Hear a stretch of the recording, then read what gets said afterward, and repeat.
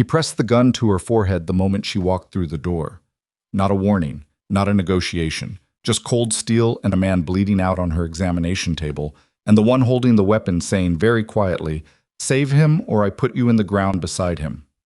Dr. Alara Ashcroft had spent 11 years learning how to keep her hands steady, how to breathe when everything around her was falling apart, how to look at a wound that should kill someone and find the millimeter of margin where survival still lived. She had never learned how to look at a gun and feel nothing. Her clinic smelled like rain and disinfectant and something metallic she was already cataloging as hemothorax, blood collecting in the chest cavity, compressing the lung, pushing the heart sideways toward the one chamber that could not afford the pressure. The man on her table was going to die in the next 14 minutes if she didn't move, and the man with the gun was going to kill her in the next 14 seconds if she didn't answer.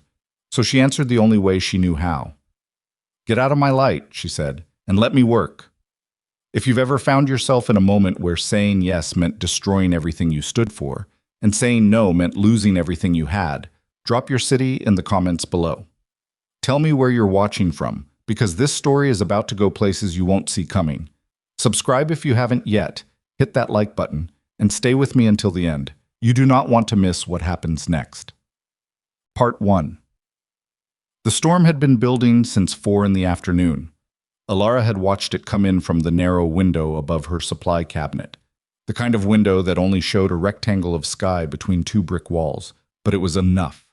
Enough to see the light turn that particular shade of greenish-gray that meant serious weather. Enough to feel the pressure drop in her ears.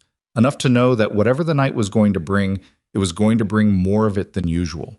She'd been running the clinic on South Halsted for 6 years. 6 years of exactly this. Nights that started ordinary and ended in ways that required her to sit very still afterward and breathe through her nose until the shaking stopped. She was 38 years old, and she looked 45 on bad weeks, and this had been a bad week. A 14-year-old with a through-and-through GSW to the thigh on Monday. A woman on Wednesday who wouldn't give her name and had 3 broken ribs and eyes that tracked the door every 30 seconds. A Thursday that had been quiet in that particular way that made Alara trust it even less than the chaos. Friday had started with a 5-year-old with an ear infection and ended at 11:47 p.m., with 4 men carrying a 5th through her back door. She heard them before she saw them. The crash of the alley door. She kept it unlocked after dark, always, because the people who needed her most couldn't afford to announce themselves at the front. And then voices, multiple male voices, sharp and low and cutting over each other in the way that men cut over each other when someone important was in trouble, and they were all terrified but couldn't afford to look it. Alara came out of the supply room with a box of saline bags in her arms and almost walked directly into the man with the gun. He was young. That was the first thing she noticed. Maybe 25, with a face that was trying very hard to look hard and not entirely succeeding. His eyes were wide and his grip on the weapon was technically correct, but his finger was outside the trigger guard, which meant he had training but he was scared, which made him more dangerous than someone who knew exactly what he was doing. Scared people with guns and training made decisions based on information she couldn't predict. "You the doctor?" "I'm the one who owns this building," she said, which right now amounts to the same thing. "Who's bleeding?" The man behind him, older, broader, wearing a suit jacket that probably cost more than her monthly supply budget, stepped forward, and the young one moved aside with the unconscious coordination of someone accustomed to making way. The older man didn't have a weapon visible, but everything about him suggested this was a technicality rather than a principle. "You need to help him," the older man said. "I need you to move so I can see him," Alara said. They'd laid him on her examination table, the good one, the one she'd bought secondhand from a closed urgent care in Evanston and spent 2 weekends refurbishing, and he was already soaking through the paper sheeting, tall, dark suit, now destroyed. Someone had applied pressure with what looked like a folded linen napkin, which told her this had started somewhere that had linen napkins, and that was an interesting data point she filed for later. She dropped the saline bags on the counter and put her hands on him without preamble. Pulse first. She found it in his neck, present but fast and thin, which was the rhythm of a body that was compensating and wouldn't be able to compensate much longer. She peeled back the napkin and the man holding it. There were 4 of them total, she'd counted without appearing to, hissed through his teeth. Gunshot wound, left anterior chest, approximately 4th intercostal space. Entry wound was clean-edged, which meant close range and a decent caliber. No exit wound visible from this angle, which meant the bullet was still in there, which meant it had gone somewhere, and given the location and trajectory, she was already building a map in her head that she didn't like the geography of. "Someone did a field dressing," she said. "In the car," the suited man said. "Best we could." It slowed the external bleed, it didn't fix the internal one. She reached for her stethoscope. "I need to listen to his chest. Everyone who isn't me needs to stop moving." The room went still. She listened. Left lung. Diminished breath sounds, significantly so. The right was compensating, which confirmed hemothorax, blood collecting in the left pleural space. She pressed along the trachea and felt it, barely, but it was there. A slight deviation toward the right. Not a tensioned pneumo, not yet, but the pressure was building, and if the hemothorax was large enough and the bleeding source was what she was now increasingly certain it was, she had a very narrow window before the pericardium filled and the heart simply stopped having room to beat. She looked up. The man on her table was watching her. That surprised her. Most people this far into hemorrhagic shock had either lost consciousness or were too dissociated to maintain focus. I was watching her with eyes that were dark and sharp and completely, unnervingly present, and he was doing it without speaking, which she would later come to understand was simply his nature, to observe, to assess, to wait for information before committing to any particular version of events. "There's a bullet near your heart," she told him, because she had learned early that patients who were conscious deserved the truth, and also because she suspected this particular patient would appreciate being spoken to like someone capable of handling it. "I need to drain the blood from your chest cavity, and then I need to go find it and get it away from structures that can't survive it being there. This is going to hurt." He said nothing for a moment, then, "Do it." His voice was rougher than she expected. Not from the injury, or not only from the injury. There was a texture to it that suggested it had always been that way. A voice built for rooms where people listened because they had to. The man with the gun moved. She didn't know toward what, but she felt it, the shift of weight and intention behind her left shoulder.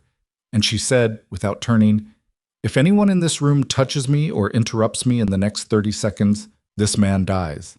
Not because I'll let him, because the human body doesn't pause for distractions. Are we clear?" Silence. Then, from the table, without inflection, "Stand down." They stood down. She worked.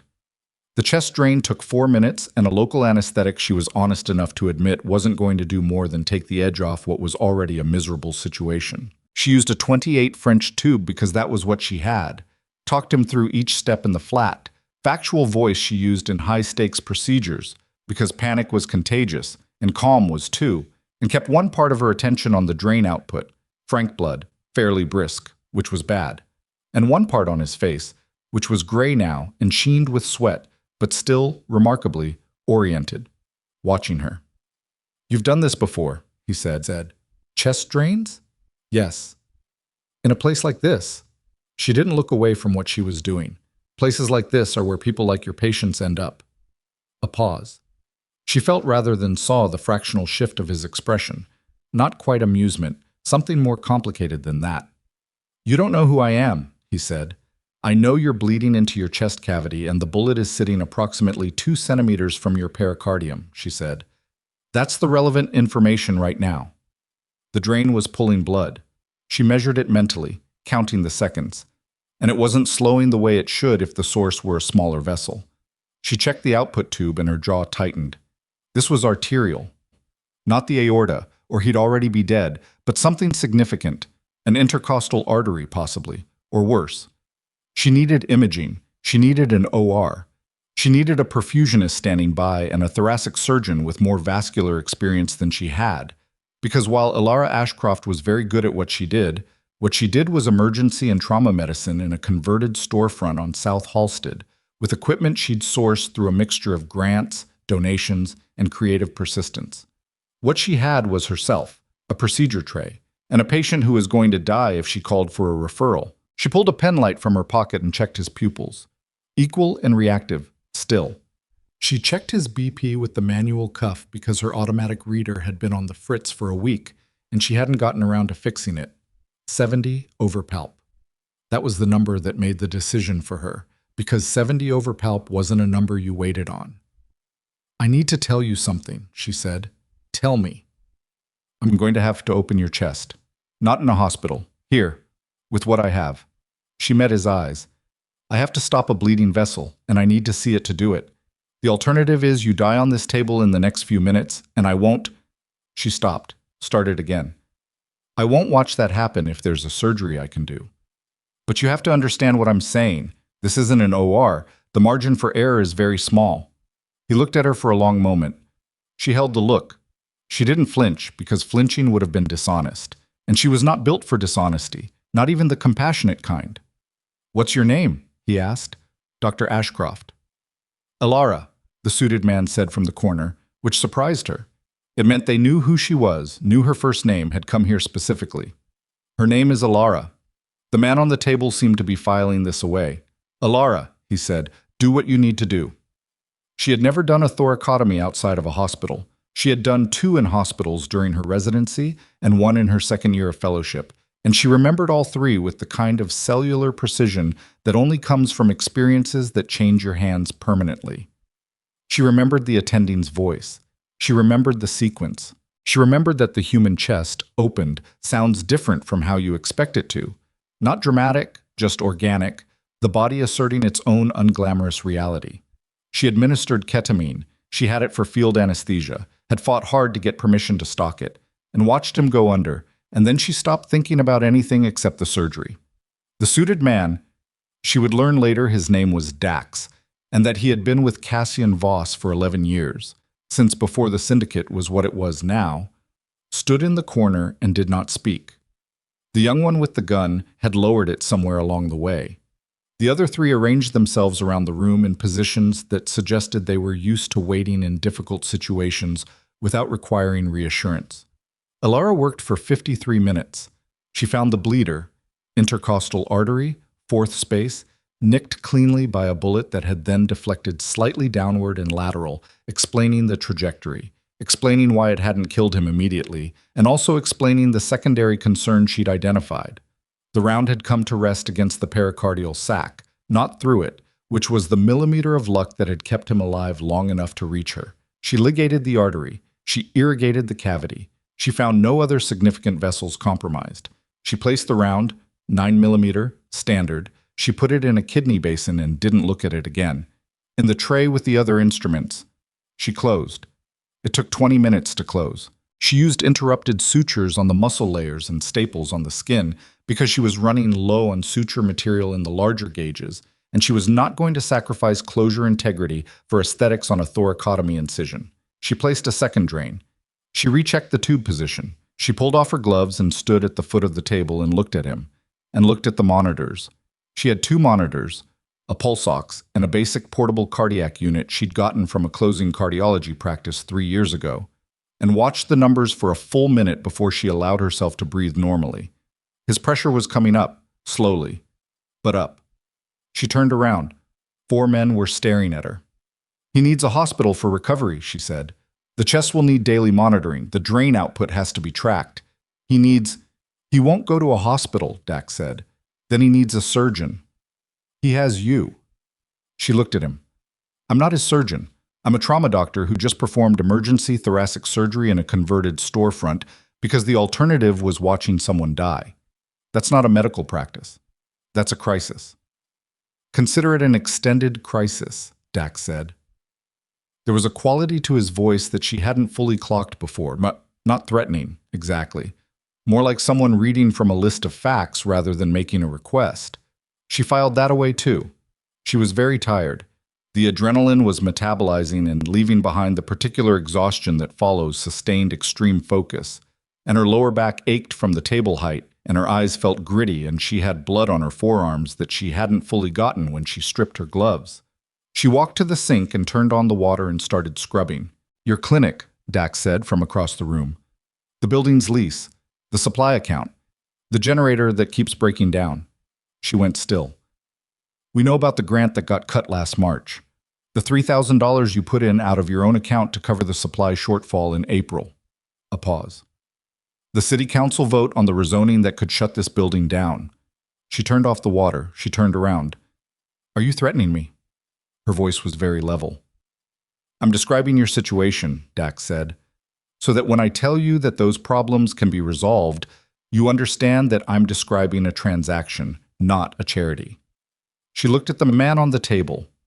He was unconscious, chest rising and falling with the slightly irregular rhythm of someone in early post-op recovery, one drain doing its job, monitors keeping their numbers in the range she needed. He looked, in this moment, like what he was. A man who had almost died and hadn't, because of what she'd done in the last 53 minutes. She had not yet asked who had shot him or why. She had not asked who he was, beyond the first name Dax had offered.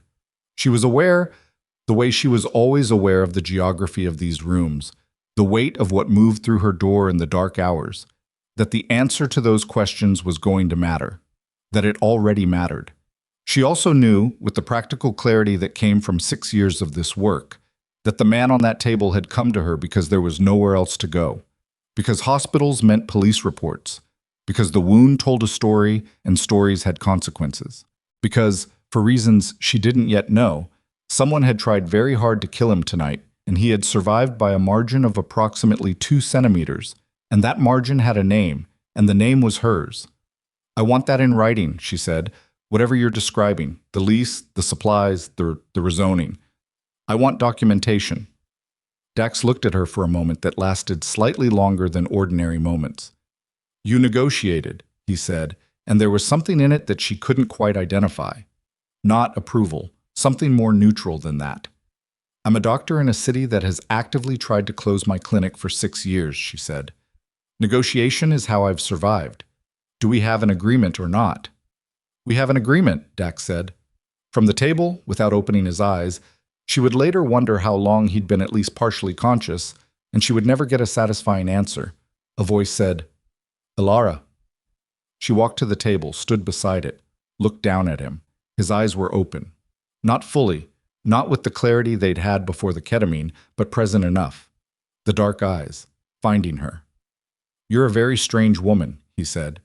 The anesthesia made the words slower, softer, but the assessment in them was unaffected. You're a very unusual patient, she said. A long pause. The monitor beeped. Rain hit the narrow window. I don't forget debts, he said. She looked at him. I don't collect them.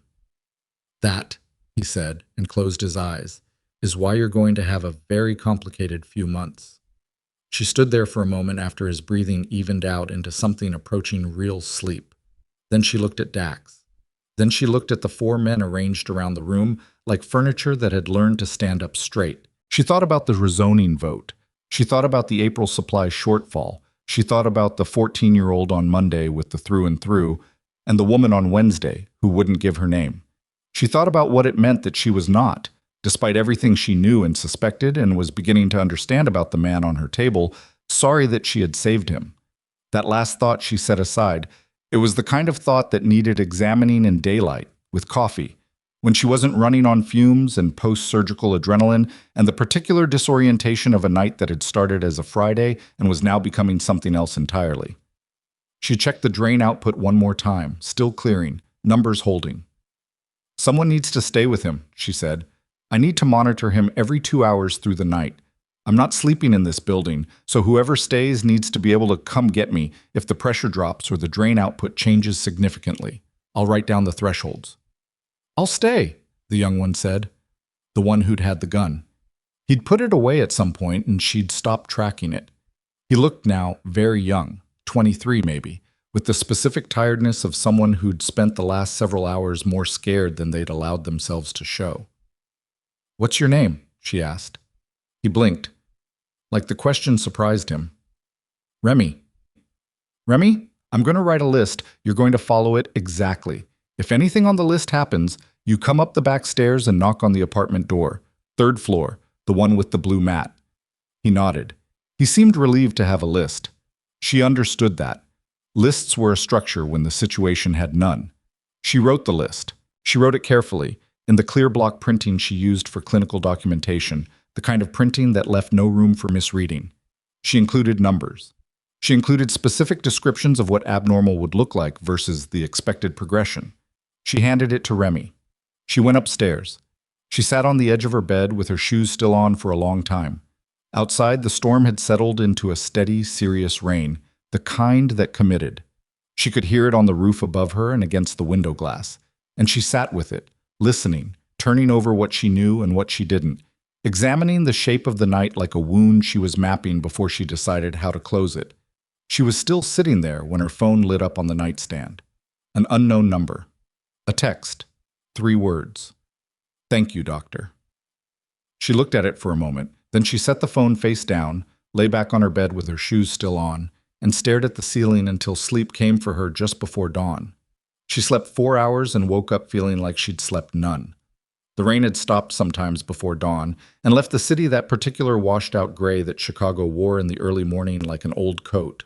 Familiar, not entirely unpleasant, smelling of wet asphalt and the lake somewhere beyond the buildings. Alara lay still for 60 seconds with her eyes open, cataloging the ceiling, and then she sat up and put her feet on the floor and started the day. She went downstairs in yesterday's clothes. Remy was sitting in the chair she kept in the corner for patient family members, the one with the slightly uneven leg that rocked if you shifted your weight. He'd pulled it close to the examination table and was sitting forward with his elbows on his knees, and when she pushed open the door, he looked up with the specific alertness of someone who had not slept at all and was running entirely on vigilance and adrenaline, and she now noticed a cold cup of coffee that had materialized from somewhere. "Drain output," she said, instead of "good morning." He had the list. He showed her.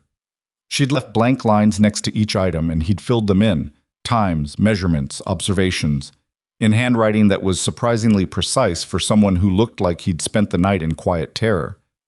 "You followed it exactly," she said. "You wrote it clearly." She checked the numbers. The output had slowed through the early morning, which was what she wanted to see. She checked the monitors. She checked the drain site itself, pulling back the dressing carefully, looking at the skin margins for the first signs of infection that she was always scanning for in non-sterile environments. The incision looked not good exactly, because it was a thoracotomy incision done in a converted storefront, and no amount of technical skill changed the fundamental context, but viable. The staples were holding. The margins were pink rather than red. She checked his pressure. Better. Not good, not yet, but the body was doing what bodies were built to do when the acute crisis was resolved, compensating, redistributing, rebuilding. She stood at the table and looked at him for a moment. In daylight, the thin, gray, early morning variety, he looked different, larger than she'd registered last night, which was partly the adrenaline of the surgery altering her perceptions, and partly the fact that unconscious people somehow always looked smaller than they were. The suit was ruined beyond any question of salvage.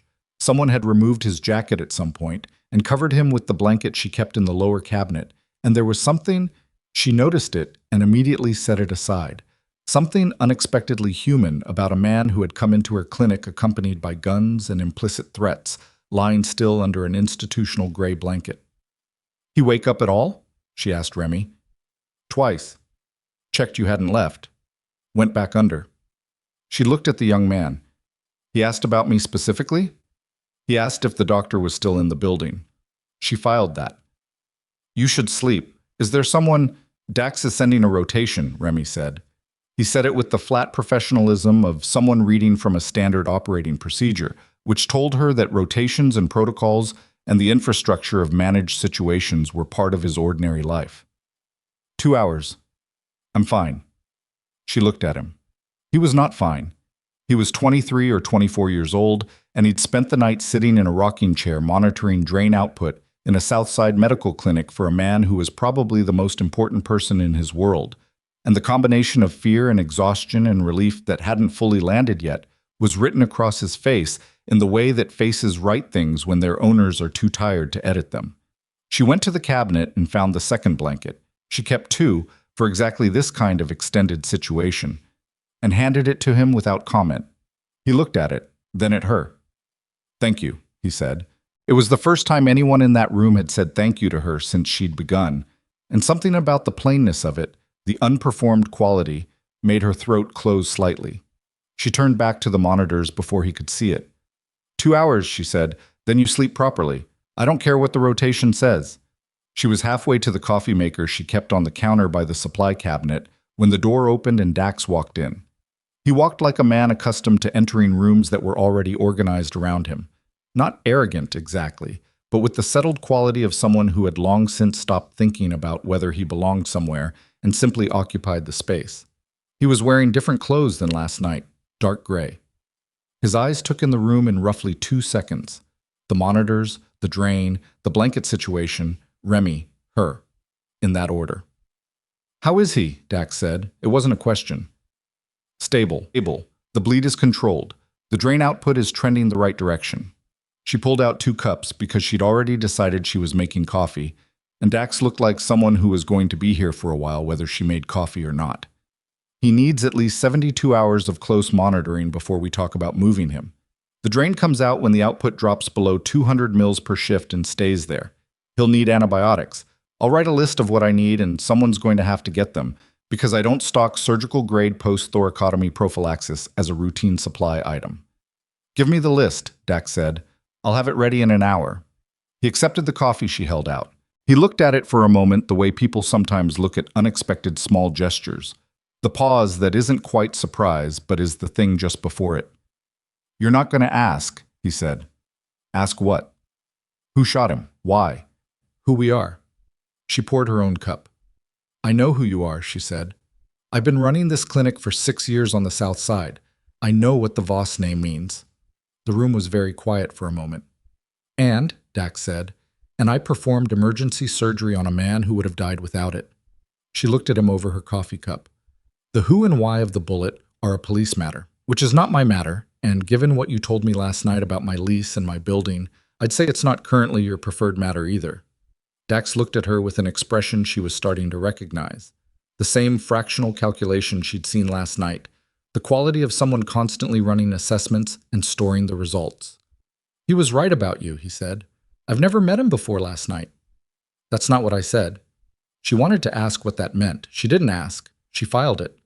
Across the room from the table, without preamble, Cassian Voss said, "Stop talking about me like I'm not in the room." His voice was rough from the anesthesia and the intubation and the night, but the edge in it was completely intact. Ilara moved immediately. The instinct of 11 years of clinical practice, the body going before the mind makes the decision, and was at the table in 4 steps. "Don't try to sit up," she said. "I'm not trying to sit up." "You were thinking about it." A pause. "I was thinking about a lot of things." He was looking at the ceiling. She checked his pupils. The penlight was in her coat pocket, always, and found them reactive. She checked the drain. She checked his pressure with the manual cuff, working quickly and with the specific efficiency of someone who didn't want to give the patient time to start asking questions before she had numbers. 78/52, she said. "Better than last night. Not good enough for conversation." "I'll decide what's good enough for conversation." "You nearly died in my examination room 8 hours ago," she said flatly, "from a penetrating chest wound that required emergency thoracotomy with inadequate lighting and equipment that belongs in a trauma bay, not a neighborhood clinic. You have a drain in your left pleural space and a set of staples in your chest wall and a platelet count. I haven't been able to check because I don't have a lab. You can decide what's good enough for conversation when your systolic is consistently above 90 and not a moment before." The quiet afterward was a particular kind of quiet. Dax, in the corner, did not move. Remy, in the chair, appeared to have stopped breathing. Cassian Voss looked at the ceiling for a moment. Then he looked at her. The same dark, measuring quality from last night, but now with something added. Not quite amusement, not quite respect, some third thing that she didn't have a precise name for yet. 90 systolic, he said, consistently. "How long?" "At the rate you're trending, 24 to 36 hours. He closed his eyes, opened them again. "Fine." She wrote the antibiotic list. She wrote it in her block printing with specific doses and routes and monitoring parameters, because she had learned very early that giving instructions to people outside the medical field required the same precision as writing a procedure note, not because they were incapable, but because the context that allowed her to fill in gaps automatically was not context they shared. Dax took the list without reading it and made a phone call in the corner of the room in a voice she couldn't hear. By 9 in the morning, the antibiotics had arrived.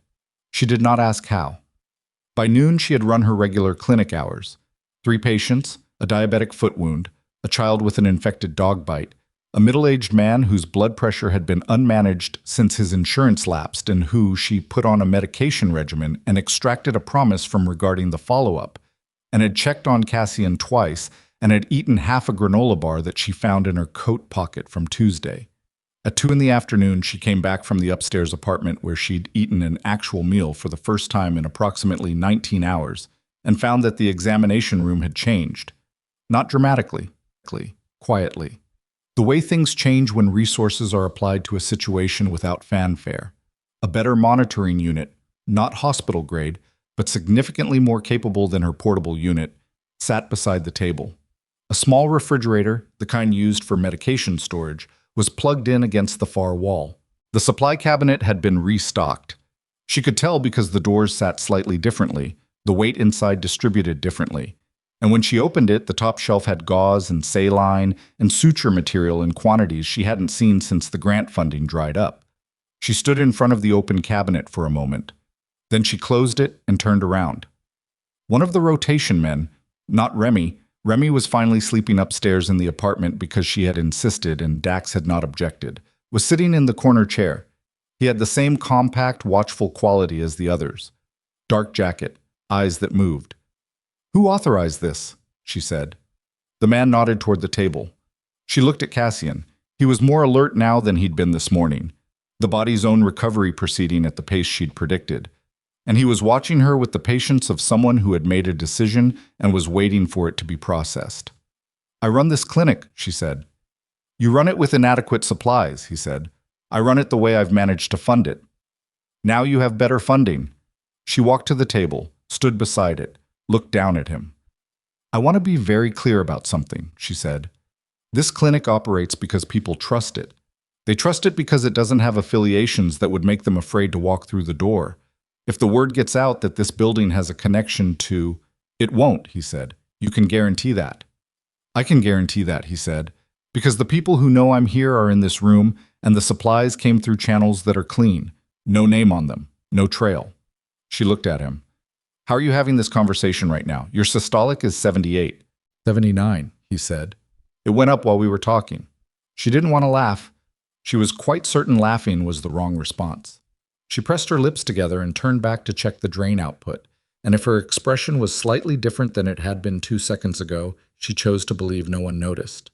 That evening, a man arrived at the back door who was not one of the rotation. She heard Dax's voice first. In the alley, lower than his usual register, with a flatness that she had not heard from him before. The rotation man came to attention in the corner in a way that was subtle but unmistakable. And then the door opened and the newcomer came in, and the entire quality of the room changed. He was perhaps 50, silver-haired, with the kind of face that had been handsome in a particular way once, and now carried that handsomeness like an old credential, still visible, but overlaid with something harder. He wore an expensive coat, and the specific ease of a man who moved through rooms expecting them to accommodate him. His name, she would learn shortly, was Franklin Harrow, and from the way Cassian's entire body changed, not visibly, not dramatically, just a subtle shift in the set of his jaw and the particular stillness he adopted, she understood that this man and the wounded man on her table had a history that was not warm. "Cassian," Harrow said. Not a greeting. More like a confirmation that the information he'd received was accurate. "Franklin." Cassian's voice was flat, controlled in the specific way that voices are controlled when the emotion underneath them is not one that can be permitted to surface. "I heard about last night." Harrow's eyes traveled around the room with the particular quality of someone doing an assessment and not trying to conceal that they're doing it. They landed on Alara. "This is the doctor?" "Dr. Ashcroft," Cassian said. "She is not part of this conversation." "She's standing in the room." "Then she's a witness to a conversation that is not happening," Cassian said. And there was something in it that she felt land. An authority that wasn't volume or aggression, just the complete absence of any question about whether he would be obeyed. Harrow smiled. It was a very practiced smile. "Of course." He looked at her. "Excellent work, doctor. I'm told it was quite a surgery." She said nothing. "Modest," Harrow said. "I appreciate that." He turned back to Cassian. "We need to discuss the Mendez situation." "I'm aware of the Mendez situation."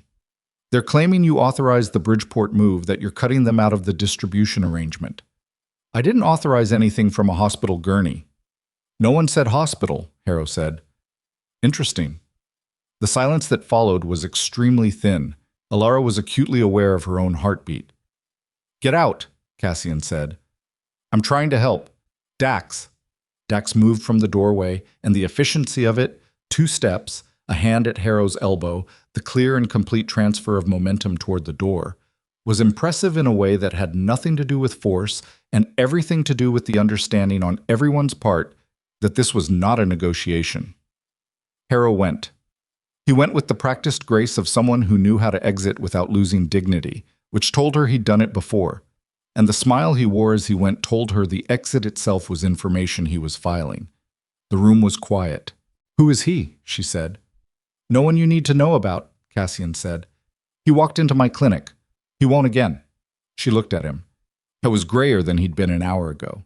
The visit had cost him something, even lying still, and the monitors reflected it, his pressure having dipped slightly with whatever internal response the encounter had triggered. Lie flat, she said. Stop tensing your chest wall. You'll pull the staples. He looked at her with an expression that suggested he had many responses to that instruction, none of which he chose to voice. Lie flat, she said again. He lay flat. She adjusted the drain. She checked the incision. She pulled the monitoring leads, checked the traces, replaced them. She did all of it without speaking, and he watched her do it without speaking, and the room breathed around them with the strange, compressed quality of a space where too much had happened in too short a time. He's not your ally, she said, without looking up from the tray she was reading. I know what he is. The smile, she said. It comes right on cue. Too quickly. Like it's the thing he reaches for when he wants to buy time. She felt rather than saw the shift in his attention. You noticed that? I look at people's faces all day, she said. It's diagnostically relevant. Another pause, longer. Ilara, he said. She looked up. Be careful what you notice, he said. It wasn't a threat. It was, she realized, something closer to the opposite. Something that sat in the space between warning and concern, in the narrow territory between those two things where the distinction mattered. She held his look. That's generally my baseline. 3 days passed in the strange suspended rhythm of close monitoring. She ran her clinic during the days. She checked on Cassian every 4 hours with the regularity of a protocol, logging vitals and drain output in the notebook she kept for exactly this kind of extended case. His numbers climbed steadily, not fast, not dramatically, but with the reliable momentum of a body that was fundamentally sound and had simply been interrupted. On the second day, she removed the drain. He didn't react to it, which impressed her more than she let on. Drains hurt when they come out, in the specific way that removal of things embedded in body cavities hurts. And she'd warned him, and he'd simply nodded and looked at the wall and been still. On the third day, he sat up. She came in from the clinic at 7 p.m. and found him sitting on the edge of the table with his feet on the floor and his hands braced on either side of him, and her first response was completely involuntary. You should not be doing that. And her second response, half a second later, was to recognize that he had timed it to when she would be coming in rather than when no one was watching, which told her something. Pressure's been at 94 for 6 hours, he said, consistently 94, since this morning. She looked at the rotation man in the corner. He confirmed with a slight nod. The incision, she said, tight, not sharp. Sharp would mean dehiscence. Tight means inflammation doing its job. She walked to him and put her hands on his chest with the same clinical authority she always used, pressing carefully along the staple line, watching his face for the involuntary tells that were more reliable than self-report. He showed her minimal, less than she expected, actually. You have a high pain tolerance, she said. I've had practice, he said. She looked up, found herself closer than the examination context required. He was sitting up, and she was standing, and the table height put them nearly at eye level, and his face from this distance was different than it had been at a safe clinical angle. More specific, the lines of it. The particular quality of the dark eyes, which she was finding were not simply dark but layered, a quality of both intensity and patience, which was an unusual combination. She stepped back. You can sit up for 30 minutes, she said, with support. Then you lie back down and we reassess tomorrow. I need to make some calls. You need to let your chest wall repair itself. I can do both. You can do one. He looked at her for a moment, the particular look of a man who was accustomed to determining the priorities in a room and was encountering, possibly for the first time in some years, a situation in which that determination was simply not operative. 30 minutes, he said, with support. Dax materialized a phone. She stepped into the hall, giving him the privacy she could within the constraints of a small building, and stood in the corridor listening to the clinic sounds, the settling of the structure, the street outside beginning its evening noise, and tried not to listen to his voice through the door. She heard fragments anyway. Not enough for content, enough for tone. The voice he used on those calls was different from the voice he used with her. Harder, more compressed, with a cadence that was almost rhythmic, like a language with its own grammar. She'd worked with enough law enforcement and enough people on the other side of law enforcement to know that particular register, the language of command, stripped of everything that wasn't operational. On the fourth morning, Franklin Harrow's name came up again. She hadn't sought the information. She'd simply been in the room when Dax came in with his morning report. She'd learned that Dax gave Cassian a morning report, had observed this on the second day without comment, had begun timing her check-ins to avoid it, and had accidentally not avoided it, and heard the name. Harrow's claiming the Mendez move was retaliation for the delivery interruption last month, Dax said. He's framing it as an internal syndicate issue, taking it to the coalition. On whose authority? He's calling it protective governance. The silence was brief and had a temperature. He's building a case, Cassian said. He's been building one. This accelerates it. Alara was checking the incision, and she did not look up, because not looking up was the thing she could offer, but the exchange was happening 3 feet from her head, and there was no reasonable pretense that she couldn't hear it. The coalition meeting, Cassian said. 10 days. I'll be there. You'll be in recovery. I'll be there, he said again, with exactly the same weight as the first time, which settled the discussion without raising the volume by a single decibel. Dax looked at her, briefly, with the quality of a man consulting a resource he hadn't expected to need. Is that, he can be ambulatory in 10 days if he doesn't compromise the recovery between now and then, she said, because the question had been directed at her whether either of them would admit it or not. Sitting, standing, limited movement. Not a coalition meeting, which I assume involves stress, elevated heart rate, and the possibility of... She stopped, started over. Situational risk. Situational risk, Dax repeated, as if he was testing the phrase. I'm being diplomatic, she said. I've been in worse condition at more important meetings, Cassian said. That's not the reassurance you think it is. He looked at her with that third thing expression again, the one that was neither amusement nor respect, but occupied the territory between them. What would reassure you? 10 days of uncompromised recovery, she said. Rest, antibiotics as prescribed, chest wall stabilization, no acute stress events. And if I guarantee that, then in 10 days you can go to your meeting and probably not die. Probably, he said. I'm still being diplomatic, she said. On the 5th night, the clinic's back door opened at 2:17 a.m., and 3 men came through it who were not Cassians. She knew immediately. The rotation man in the examination room knew at the same moment she did. She heard the change in the air, the specific tension that precedes violence, and she was in the hallway before she'd fully processed the decision to move, her hand on the supply room door because the supply room had a lock, and also because it was between the hallway and the examination room. They came through fast. 2 of the 3 were carrying weapons that she registered and then refused to look at directly, because looking at the weapons was not the information she needed. What she needed was angles, distances, the layout of her own building that she knew better than any of them. The first one grabbed her arm. She said very clearly, "Let go." He did not let go. What happened in the next 11 seconds was not heroic. It was not graceful. It involved her elbow connecting with his face at an angle that was less intentional than the result of him twisting her arm in a direction it didn't prefer, followed by the supply room door swinging open in a way that connected with the second man's shoulder, followed by a sound from the examination room that was the rotation man making a very rapid series of decisions. She ended up against the hallway wall with her heart in her throat, and the first man on the floor, and the third one pointing something at her face and saying, "Where is he?" "Where is who?" she said. The man hit her. Not hard enough to knock her down. Hard enough that her vision went sideways for a moment and she tasted copper on her lip, and the world came back in pieces. The wall, the floor, the sound of the examination room door opening. Step away from her, Cassian's voice. From the doorway of the examination room, which he was not supposed to be standing in, and the rotation man was behind him and to the left with the specific positioning of someone who'd gotten there faster than the situation wanted, but not fast enough to be first. The man with the weapon turned toward the voice. What happened next was very fast, and Alara did not see all of it because she was getting her feet back under her, and her vision was still sorting itself out. But the components that she processed were Cassian moving from the doorway in a way that should not have been physically possible for a man. 5 days out of thoracic surgery.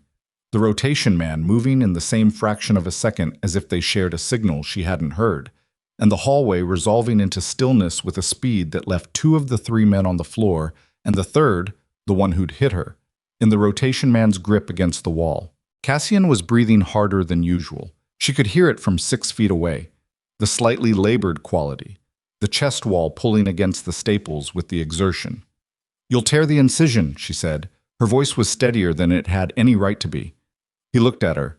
His eyes went immediately to her face, the lip, the place where she'd hit the wall.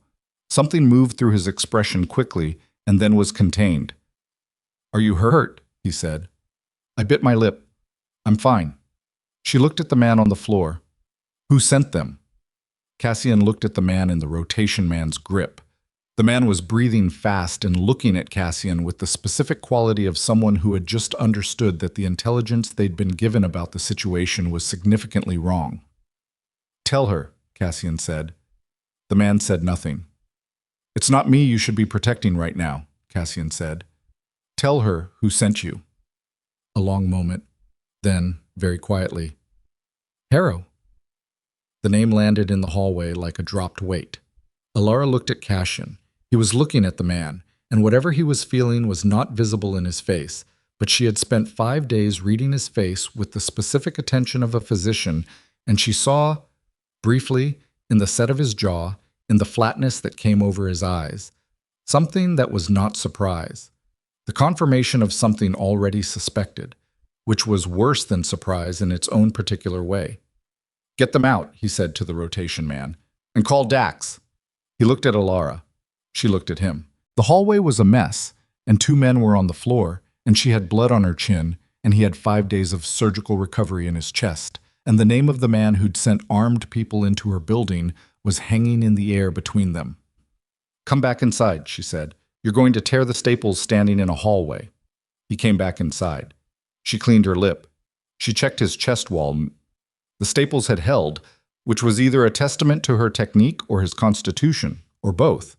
And she pressed along the incision line and found it intact and felt something release in her own chest that she hadn't known was clenched. "It's not going to stop," she said. She said it quietly, to the space in front of her rather than at him directly, because what she was saying was not a medical assessment, and she wanted to be honest about the fact that it wasn't. "No," he said. "They know you're here. They knew before tonight. Tonight was a test." She looked at him. "A test of what?" "Of whether I'm too compromised to defend my position." A pause. "And of what you mean to me." The room was very quiet. "I'm your physician," she said. "You're the person who kept me alive," he said. "In Harrow's world, that makes you something." He wanted to know what. She sat with that for a moment. Let it settle, the way she let difficult diagnoses settle. Not denying them, not accelerating them, just letting them be the thing they were until she knew what to do with them. "My clinic," she said at last. "Yes. If I'm on their radar, the people who come here are on their radar." He didn't answer, which was itself an answer. She looked at her hands. They were steady, which surprised her slightly, given everything. "What happens now?" "Now," Cassian said, and his voice had the compressed quality of someone making a decision they'd been moving toward for some time. "You don't stay here." She looked up. "This is my clinic. It's not safe. I'm not leaving my—" "3 men came through your back door at 2 in the morning, he said, and his voice was not loud, but it had the quality of something that stopped other things. "On Harrow's instruction, to determine whether you were someone I cared about protecting. Now they have their answer. which means in 48 hours or less, there will be more of them, and they won't come to ask questions. She stared at him. My clinic, she said again, more quietly. We'll still be here, he said. I'll put people on it. That's not the same as me being in it. No, he said. It's not. She stood up. She walked to the window, the narrow one, the rectangle of space between the brick walls, and looked out at the city at 2:30 in the morning, the wet pavement, the particular quality of Chicago at this hour, when the streets belonged to the people who had no good reason to be on them. 6 years. She had built this place out of grant money and stubbornness, and the specific conviction that the South Side needed a doctor who wouldn't look at a patient's insurance card before looking at their wound. She had lived upstairs and worked downstairs and turned away no one, and funded it through combinations of ingenuity and persistence and the willingness to eat the same 3 things in rotation for weeks when the accounts were low. And she was about to walk away from it because a man she'd met 5 nights ago, at gunpoint, had told her it wasn't safe. Because he was right. She turned back around. 48 hours, she said. Less, if you can. I need to arrange coverage. There's a physician I know who volunteers twice a month. I need to call her, brief her, make sure the patients who are mid-treatment have continuity. He was watching her. All right. And I'm coming back, she said, when this is over. Whatever this is. I'm coming back here. He held her look. When it's over, he said, I'll bring you back myself. She did not examine whether she believed him. She packed a bag instead. The minimum, the clinical supplies she couldn't leave behind, the notebook with her patient records, a change of clothes. And by 4 in the morning, she was sitting in the back of a vehicle she didn't recognize, moving north through a city that looked, from the outside, exactly as it always had, as though nothing had changed at all. The estate sat 12 miles north of the city proper, behind a gate that didn't announce itself, and a driveway that went on long enough to make you understand the point. Alara had seen wealth before, not owned it, not moved through it with anyone who spent time in Chicago's contrasts eventually saw it. The way the city pressed its extremes up against each other with the casual brutality of a place that had stopped being embarrassed about inequality somewhere around 1920. She had treated patients from Kenwood and patients from Englewood, and she understood that those 2 places existed in the same city the way 2 different planets sometimes shared an orbit. But the Voss estate was something else, not ostentatious. That was the first thing she registered, and it surprised her because ostentation was what she'd been bracing for. It was large, and it was clearly expensive, and it sat on enough land that the nearest neighbor was theoretical rather than visible. But the house itself had the quality of something built to last rather than to impress. Stone and timber and a certain heaviness in the architecture that suggested permanence over display. Like someone had decided at some point that they were going to be here for a very long time and built accordingly. She arrived at 4:30 a.m. and was shown to a room on the 2nd floor by a woman who introduced herself as Margot, gave no further information, and had the particular efficiency of someone who'd prepared rooms for arriving guests at difficult hours before and found the exercise unremarkable. The room was clean and quiet and had a window that looked out over what would be, in daylight, a considerable piece of landscaped ground. In the dark, it was just shapes and the distant sound of wind in the trees. She sat on the edge of the bed and did not sleep. She thought about her clinic. She thought about the 3 men who had come through the back door and about the one who'd said Harrow's name. She thought about Cassian's face in the moment that name landed, not surprise, confirmation, and what the difference between those 2 things meant about how long he'd been expecting exactly this. She thought about the fact that she had packed a bag at 4 in the morning and gotten into an unfamiliar vehicle without knowing the destination, and that she had done it with less resistance than she would have predicted for herself.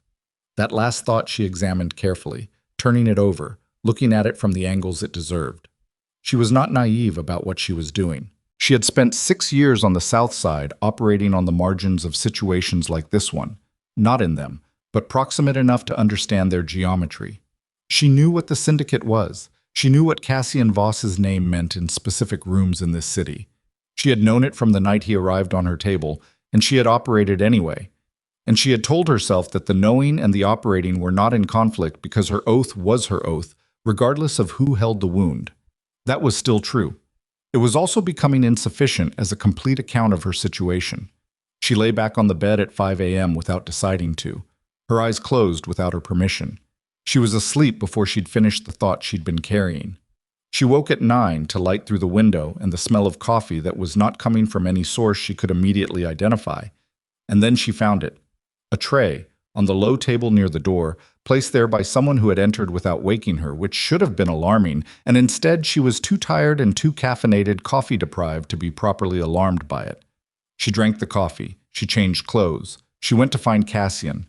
He was in a room off the main hall that she would have called a study if she were being generous, and a command center if she were being accurate. A long table with laptops and phones and a whiteboards she wasn't permitted to look at directly.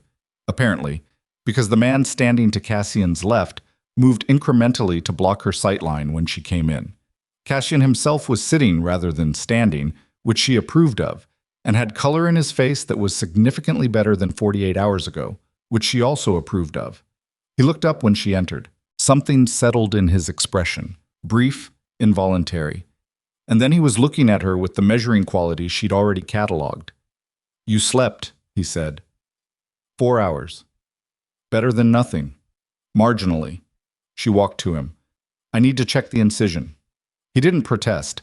She'd noticed this pattern, that within the specific context of medical care, he had a different relationship to being directed than he had in any other context.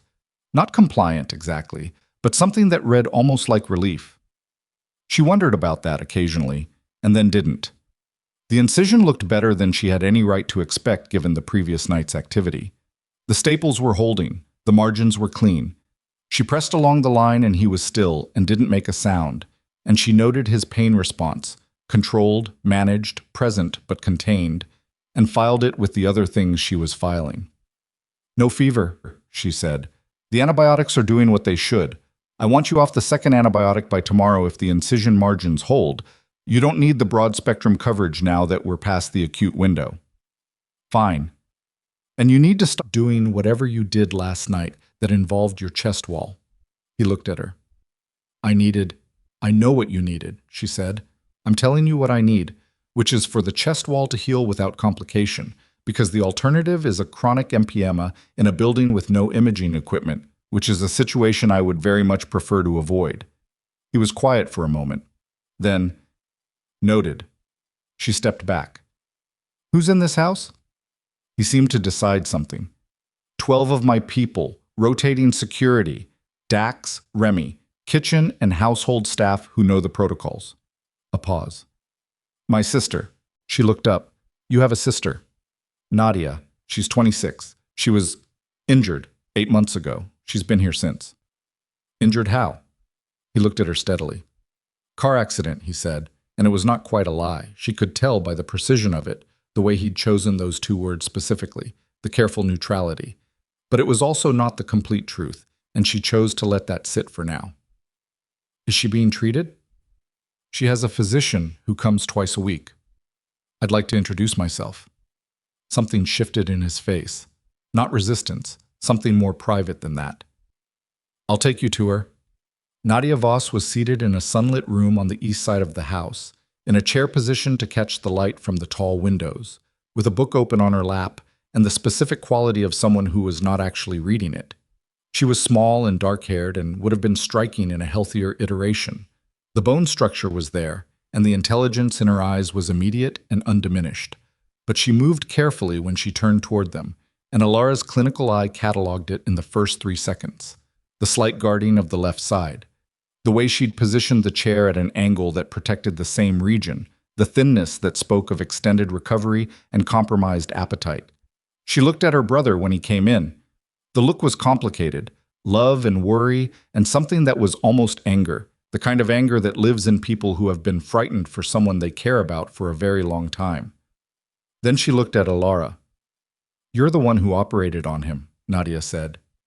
"Yes." "In a South Side clinic." "That's correct." Nadia looked at her for a long moment. "You don't look like what I expected." "What did you expect?" "Someone more—" She seemed to consider. "Frightened." "I was frightened," Alara said. "I was also busy." Something moved across Nadia's face, amusement, and underneath it something warmer, the beginning of a different kind of assessment. She looked at her brother again, briefly, with the expression of someone filing information they expected to need later. "Sit down, doctor," she said. "Please." Elara sat. Cassian remained standing near the door with the quality of a man who was there because he wanted to be and would leave when he decided to, which was fine. She asked Nadia about her injury, gently, without pressure, the way she asked all patients about the histories they were careful with. And Nadia answered in the same way, offering pieces rather than the whole, and Elara didn't push. The pieces were enough. Left lateral rib fractures, healed improperly, and underneath them something that Nadia described as a liver contusion 8 months ago that had been managed conservatively, but was still giving her discomfort that her twice-weekly physician was attributing to scar tissue. "Can I examine you?" Elara asked. Nadia glanced at her brother. He gave a fractional nod. "Yes," Nadia said. The examination took 15 minutes and was done with the clinical thoroughness that Elara applied to everything, regardless of context. She pressed along the left lateral margin, watching Nadia's face, asking questions in the flat, factual voice that got accurate answers because it wasn't asking for performance. What she found concerned her, not acutely, not crisis level, but the kind of concern that sits at the back of the clinical mind and requires addressing. "The scar tissue explanation may be partially accurate," she told them when she was done. "But the tenderness pattern and the guarding response suggest ongoing inflammation that I'd want imaging to evaluate. Has she had a CT in the last 3 months?" 2 months, Cassian said. "I'd like to see it." He looked at her. "Why?" "Because the pattern I'm feeling doesn't quite match what you'd expect from pure scar tissue, and I want to rule out a secondary process before I accept that explanation." A long pause. "I'll have it sent to you." "Today," she said. "Today," he agreed. Nadia was looking between them with the expression of someone watching a tennis match that had unexpected stakes. "You always like this with each other?" she asked. "We've known each other less than a week," Elara said. 5 days, Cassian said. "That's what less than a week means," she said. Nadia made a sound that was definitively a laugh, surprised out of her, and pressed her hand to her left side immediately after from the reflex of laughing too hard against healing ribs. But her eyes were bright with it, and when she looked at her brother there was something in the look that Elara couldn't quite parse, something that was relief in a form she hadn't expected. They were in the hallway when it started. She was asking Cassian about the imaging center that had done Nadia's CT. She wanted the name, the radiologist, the report format. When Dax appeared at the end of the hall moving at a pace that was not his ordinary pace, Cassian saw it at the same moment she did. She felt him change beside her, the immediate reorientation, the shift from the private mode he'd been in during the visit with Nadia to something operational and controlled. "The perimeter," Dax said. That was all he said. That was apparently all he needed to say. "Get her to the medical wing," Cassian said, and he was already moving. "What's happening?" Elara said. "Go with Dax," Cassian said without turning around. "That's not an answer." He stopped. Turned. The hallway was narrow enough that the turn put him closer than either of them expected. His eyes were very clear and very focused, and she was aware, acutely, in the way that you become aware of things when the situation you're in sharpens suddenly, that there was a person inside the Voss syndicate reputation who was more complicated than what that reputation described. "People are coming," he said. "A lot of them. We knew this was likely, we've prepared for it, and you need to be in the medical wing with the door locked, because that's where you'll be most useful if anyone needs treatment." A pause. "I'll come find you when it's over." She looked at him. "When?" "When?" he said. She went with Dax. The medical wing was at the back of the house. She hadn't been there yet, and it surprised her, the scale of it. Not a hospital, but something between a clinic and an emergency room.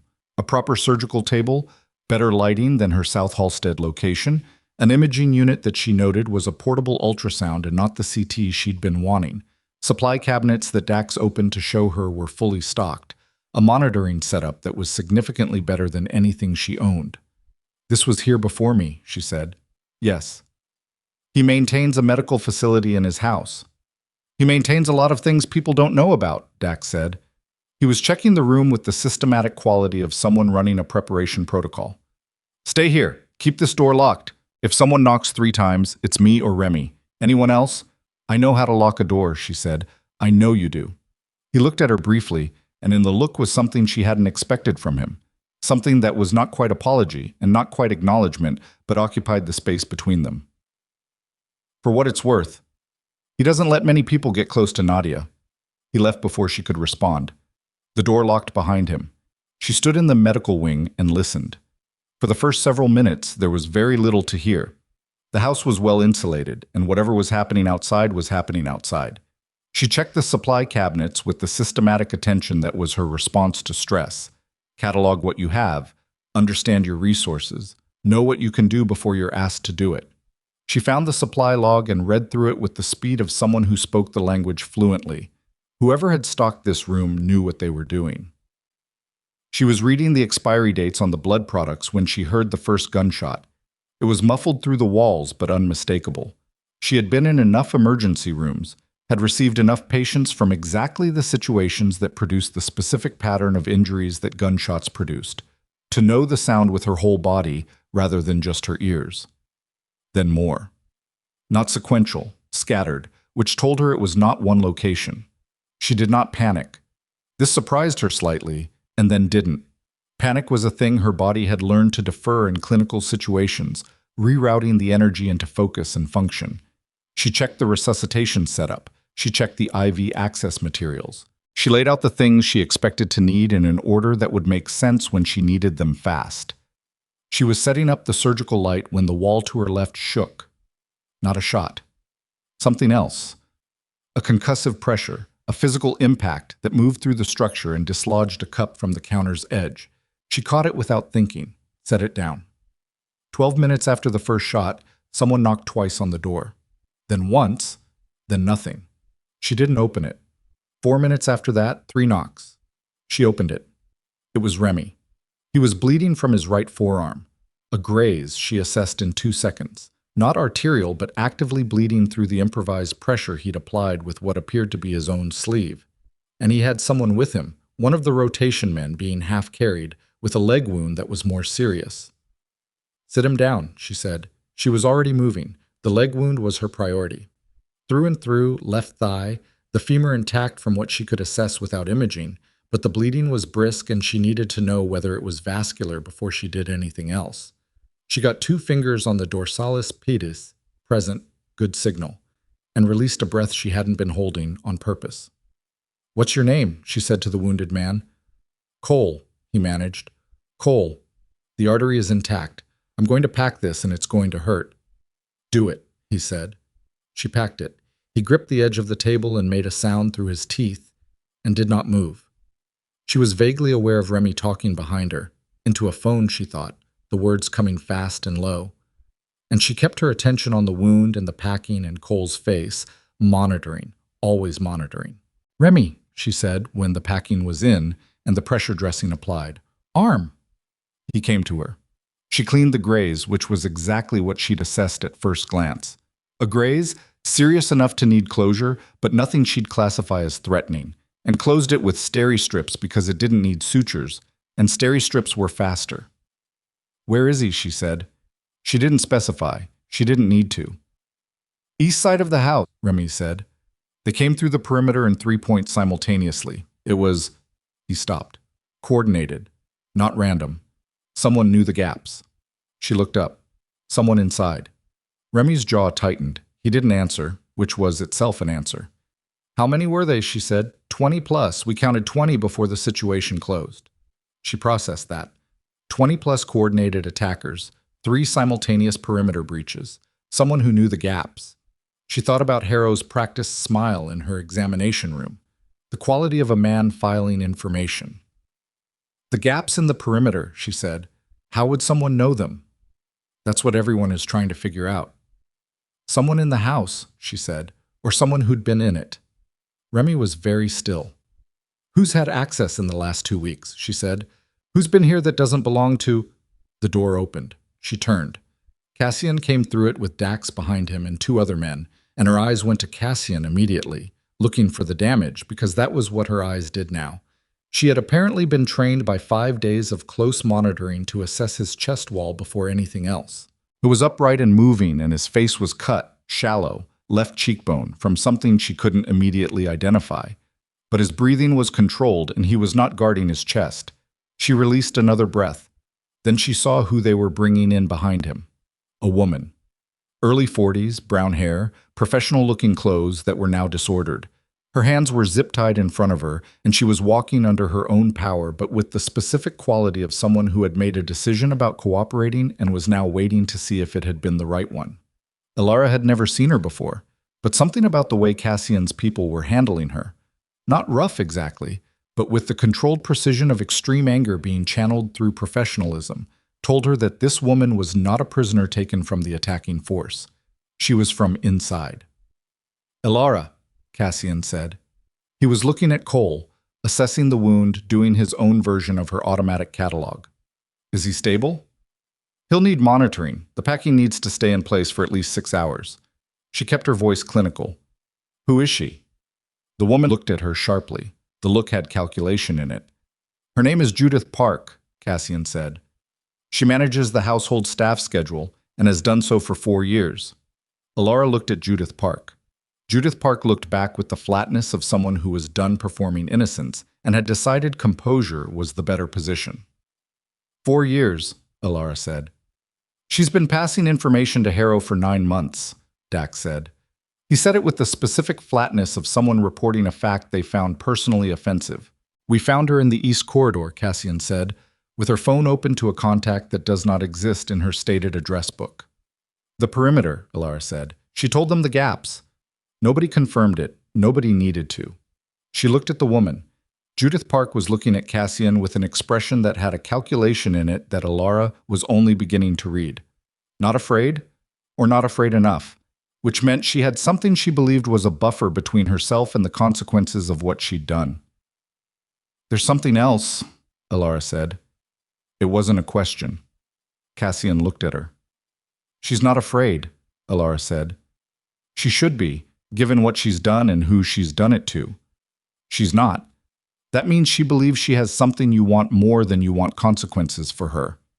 In the silence that followed, Judith Park's composure cracked, just slightly, just the fractional adjustment of someone who had been assessed more accurately than they expected. And in the crack was confirmation. "Tell me," Cassian said to Judith Park. His voice was very quiet. "I want immunity," Judith Park said. "You don't negotiate conditions right now." "No, I want immunity, and I want relocation, and then I'll tell you everything. All of it. The 9 months. The contact structure. What Harrow's been planning." "Tell me what you have first." "That's not how this works." Cassian looked at her for a long moment.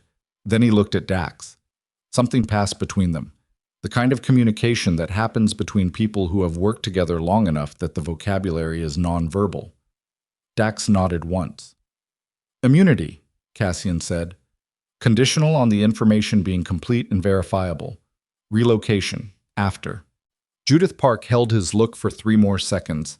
The last 3 seconds of her leverage, she seemed to understand, and then she exhaled and something in her posture shifted. "Harrow has a chemist," she said. "Not one of yours.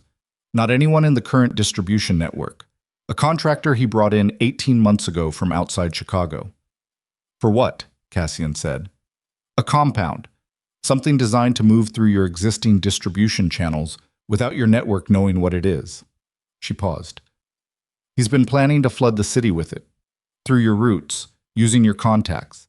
So that when it kills people, and it will kill people, the compound is not stable. It's not meant to be. The responsibility traces to the syndicate." The room was completely still.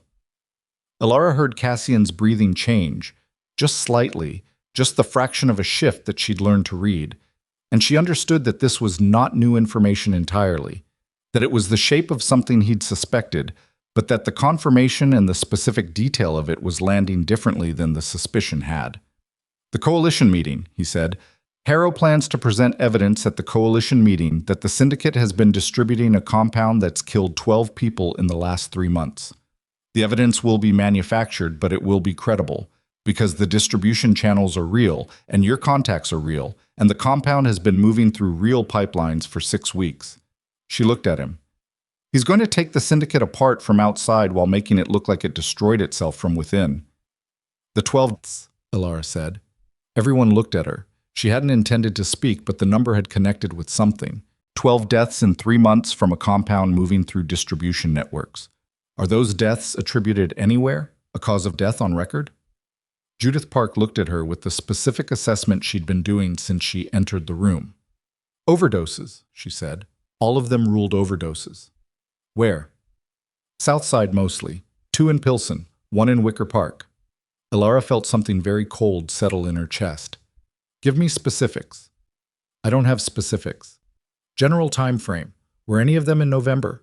Did any of them present with neurological symptoms before death? The room had a quality she'd never experienced in a room before. A held breath that was collective, that belonged to everyone in it simultaneously. November, Judith Park said. 2 of them. I don't know about symptoms. Ilara turned to look at Cassian. He was already looking at her. November, she said. Her voice was flat. She was working to keep it flat.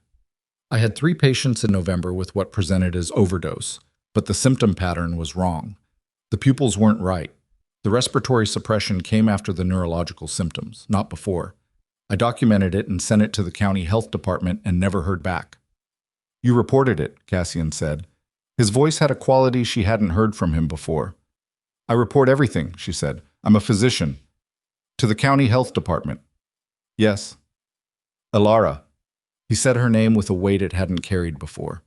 Harrow has contacts in the county health department. The cold in her chest extended. Someone received your reports, he continued. Read them. Understood what they meant. A pause that was very precisely controlled. And then told Harrow that there was a Southside doctor who had documented the compound and was asking questions. She stood very still. The examination room on South Halsted. 3 armed men through the back door. Tell her who sent you. Harrow. Not because she was Cassian's doctor, or not only because of that, because she had reported the right thing at the wrong time to the wrong office, and someone had flagged her file, and Harrow had known she was a thread that led somewhere he didn't want anyone following. He wasn't testing what I meant to you, she said. Her voice sounded strange to her own ears, too even, the evenness of someone holding something very large very carefully. Or not only that. No, Cassian said. He wanted to know if I'd connected the compound to the deaths, if I had documentation. Yes. I have documentation, she said. My patient records. The notes I sent to the county. I kept copies. She had always kept copies. It was the habit of someone who had learned that institutions lost things, and that the only reliable archive was the one you controlled.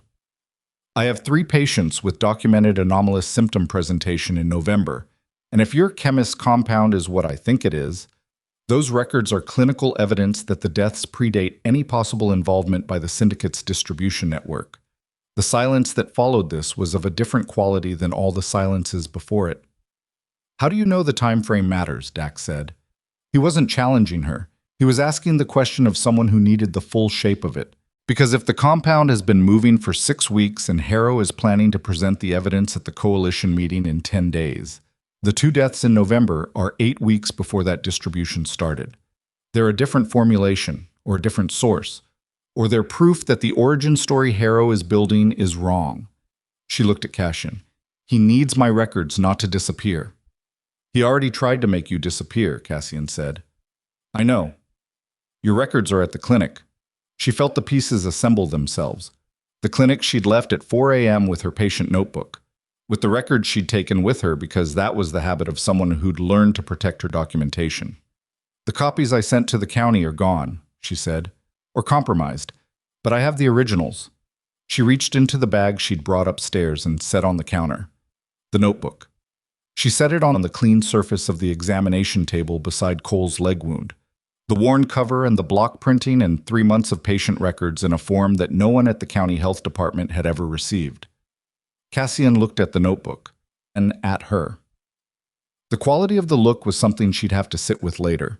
There was too much in it for the moment it was happening in, and she needed to think, and she needed space, and she needed to not be in this room with this many people for 5 minutes to process what she now understood. But the notebook was on the table and she was looking at it, and she understood with a clarity that left no room for comfortable uncertainty that the thing she'd spent 6 years doing in a Southside clinic, keeping records, documenting anomalies, Sending reports to health departments that apparently fed them to the people responsible for the anomalies had put her here.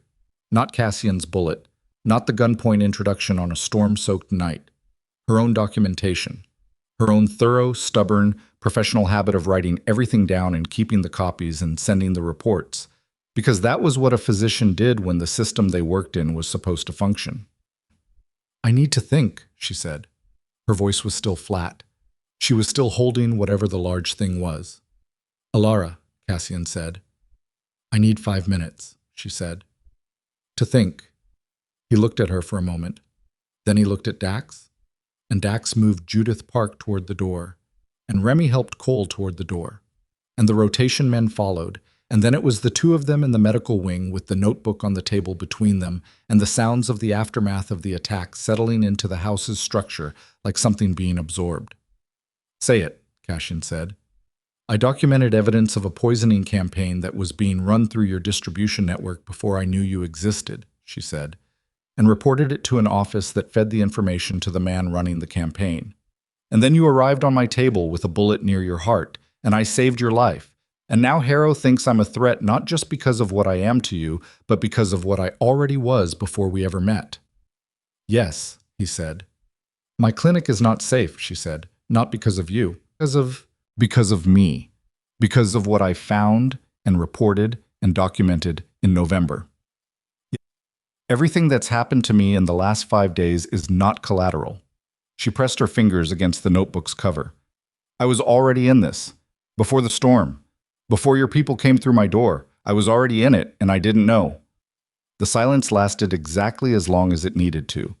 Then she looked up at him, and whatever was on her face in that moment was not fear, and it was not grief, and it was something he seemed to recognize. The specific expression of someone who has finished the time they needed to take to be shocked, and is now in the territory that comes after shock, where the only available direction is forward. 10 days to the coalition meeting," she said. 10 days, he confirmed. "And I have 3 patient records in this notebook that can prove Harrow's evidence is fabricated. If we can present them credibly, in the right room, at the right moment." She looked at the notebook, at her own handwriting on the cover, the date range she'd marked in the corner when she started it, at the 6 years of documentation habit that had, she understood now, led her here as inevitably as the storm had led Cassian's people through her door. "Then we need a plan," she said, and her voice when she said it had settled into something new. Not the voice she'd used across the examination table, not the voice she'd used in the hallway at 2:30 a.m., but something she recognized from a different part of herself entirely. The voice she used when she'd looked at a wound that should be unsurvivable and found the margin anyway. The ballroom of the Meridian Club was still, not the silence of emptiness, the silence of aftermath, which is a different thing entirely. The kind of silence that follows violence in a room built for chandeliers and string quartets, and the specific theater of people with money pretending they have no obligations to each other.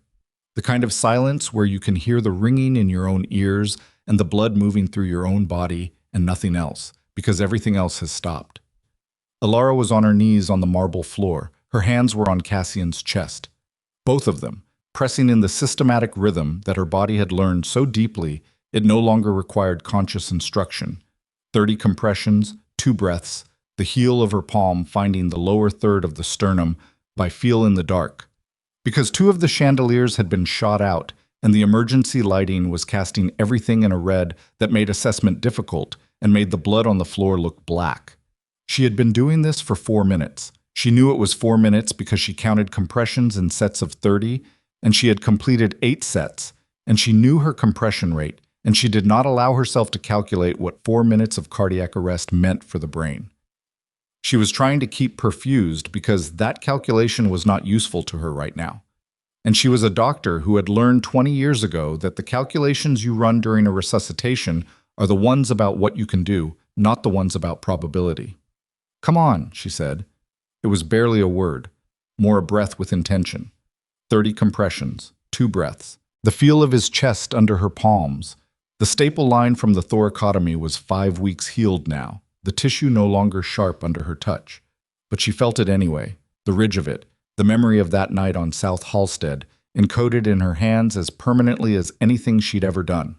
She had dragged him behind the overturned banquet table when he went down.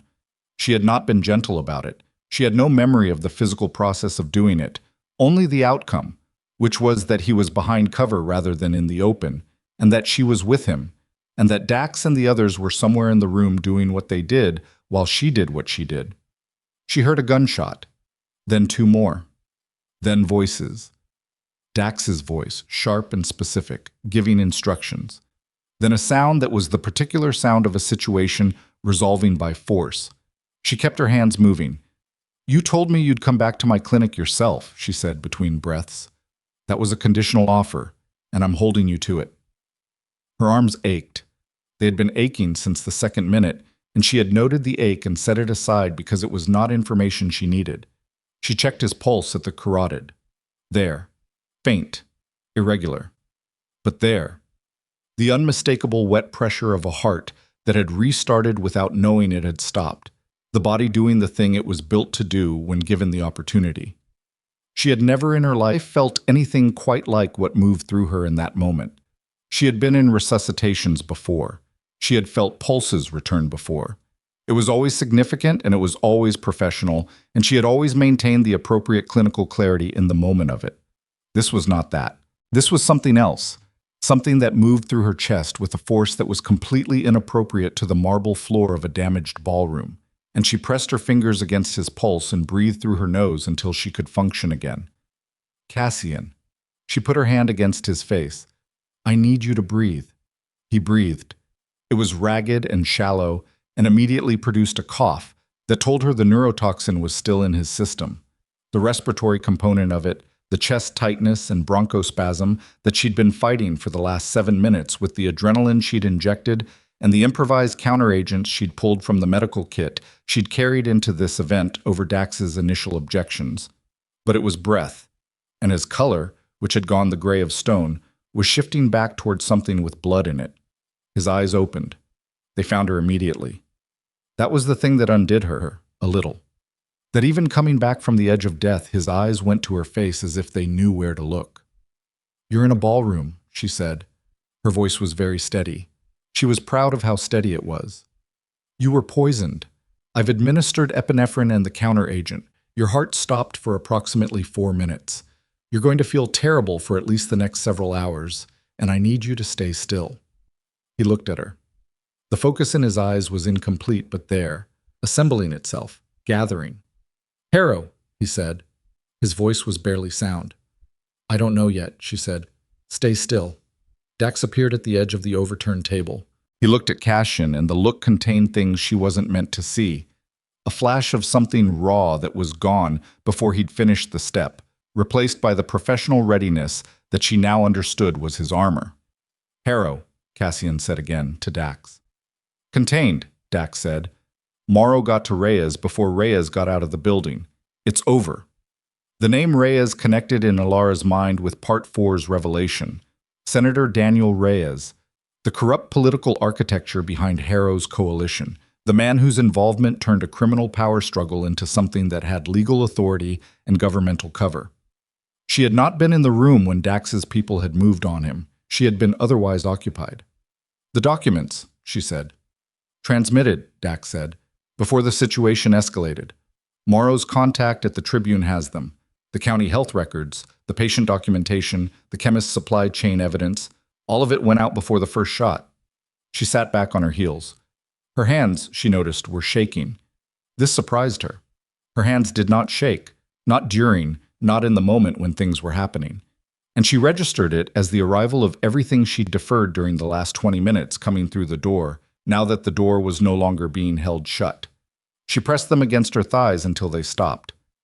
"I need to get him somewhere I can properly monitor him," she said. "The neurotoxin clears renally, but the cardiac effects can have a secondary window. I need IV access and a monitoring unit, and he cannot be in this building when the police arrive, which is going to be soon." Dax nodded once. He moved. She looked down at Cassian. I was watching her with the assembled focus she'd come to know. The gathering of himself that happened when he was in a condition that would have flattened most people and was choosing not to be flattened by it. "You carried me," he said. "I dragged you," she said. "There's a difference." Something moved across his face. In another context, she would have called it the beginning of a smile, but it was too tired for that, more like the shape a smile might take when the rest of the resources were being deployed elsewhere. "Your hands," he said. His voice was slightly stronger than a minute ago. "On my chest. Compressions. Your heart stopped." "I know." A pause. "I could hear you." She looked at him. "What?" "You were talking," he said. While you worked, I couldn't." He stopped. The cough returned, brief and harsh, and she put her hand on his sternum automatically. Not pressure, just contact. "I couldn't hear the words, but I could hear you." She had nothing to say to that.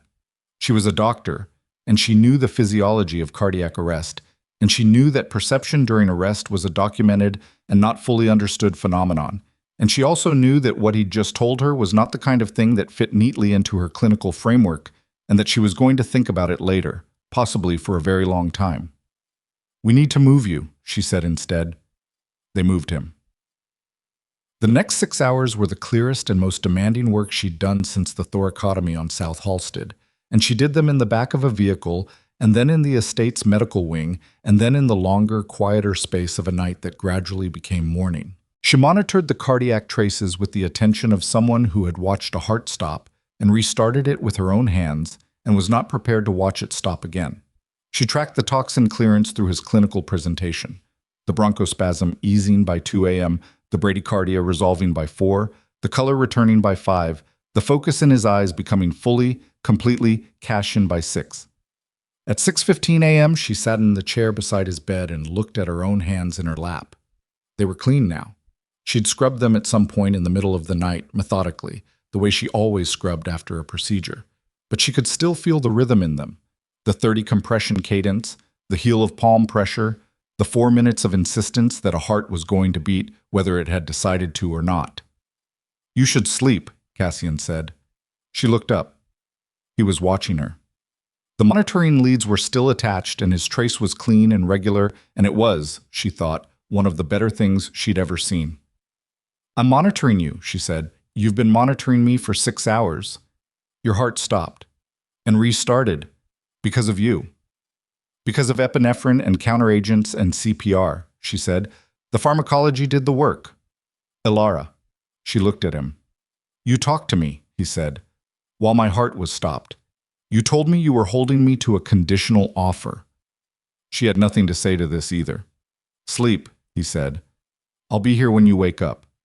She slept in the chair, which was not comfortable and which she was past caring about, and she woke 3 hours later to light through the window and the sound of Dax's voice in the hall and Cassian's voice answering it, and the monitoring unit running its regular quiet beep, and the particular quality of a morning that had come without anyone having to fight for it. The news broke at noon. She was in the kitchen with Nadia. They had developed, in the weeks at the estate, a friendship that had surprised both of them, built on the specific intimacy of medical care and the adjacent intimacy of two women figuring out what they were to each other in a context neither of them had chosen, when Dax brought the tablet in and set it on the counter without a word. Tribune. Front page. The byline belonged to a journalist named Okafor, and the headline was restrained in the way that headlines delivering enormous information sometimes were, as if the weight of the content couldn't afford the additional weight of drama. She read it twice. The compound, the distribution network, Senator Reyes and his financial relationship with the Harrow operation, the 12 deaths attributed to the compound's early formulation, now under formal investigation by the state medical examiner with supplementary clinical documentation provided by an unnamed Southside physician.